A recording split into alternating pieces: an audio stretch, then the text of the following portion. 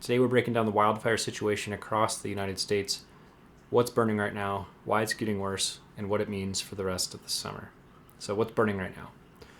Let's start with where things stand. Yesterday, 9 new large fires were reported nationwide, and firefighters are currently working to suppress 78 large fires across the country, with 19,000 firefighters and support personnel assigned to incidents nationwide.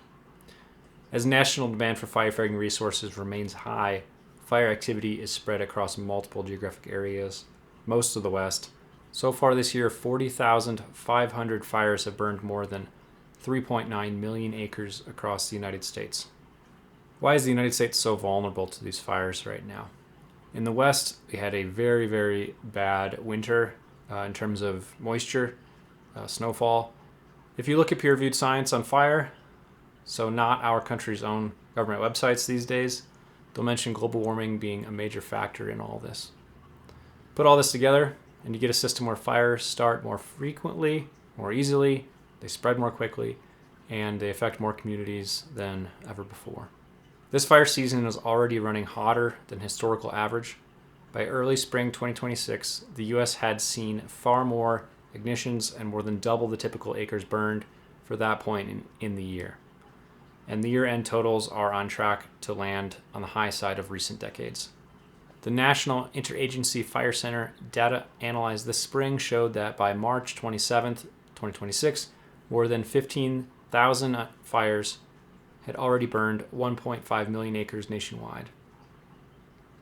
Over the last 10 years, the average by that same date is around 9,000 fires and roughly 600,000 acres burned, meaning 2026 was at about 127% above acreage and more than 60% more ignitions than usual.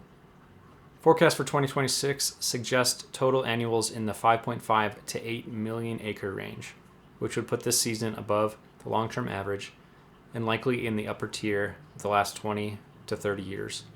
Where 2026 stands out so far is the combination of a high number of ignitions, early season acreage, and persistent fire weather conditions outside traditional peak summer. The current numbers show how far this season has already gone. By mid-July, the country has already surpassed 2025 in both fire count and acres burned, and the total acres burned are far above recent baselines. I commonly see folks on Facebook say, well, this is what happens when we don't allow logging. I'm sorry, but no. Logging in many cases doesn't reduce fire intensity or probability. If you remove the trees, what happens? More sunlight reaches the ground, which leads to drier soils and forests and thick secondary growth, grasses, shrubs, bushes, etc. And what are they good for? Starting on fire.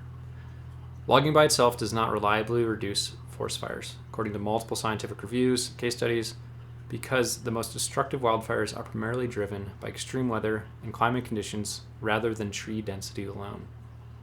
Research on recent western U.S. fires shows that under hot, dry, windy conditions, fires can burn just as intensely or even more intensely in previously logged or heavily managed forest as in protected or roadless areas. Analysts who examined major fire events such as the Camp Fire found that salvage and fuel reduction logging in backcountry areas did not prevent towns from burning and sometimes created more continuous, homogeneous fuel beds that allowed high-intensity fire to spread rapidly. Fire scientists now emphasize that the most effective strategies for protecting communities involve prescribed burning and targeted thinning near towns, followed by regular maintenance rather than broad, commercial logging across large forest landscapes. The human and economic toll of this fire season is already substantial, and the direct cost just to fight fires is measured in the low billions of dollars per year, with total societal costs in the hundreds of billions. Direct fire suppression costs so far, on the government side, the line item most people think of is suppression. What it costs to put fires out. Federal suppression spending alone has averaged roughly $2.5 to $3 billion per year over the last decade, with some recent years exceeding $3.5 billion when both Forest Service and Interior spending are combined. For 2023, for example, federal suppression costs were about $3.2 billion, and the 5-year average is just under $3 billion per year. what is the broader economic price tag? When you add up everything, beyond suppression, property damage, lost business income, health impacts from smoke, infrastructure repair, watershed and drinking water damage, and long-term hits to real estate values, the numbers jump dramatically. A 2023 analysis for the U.S.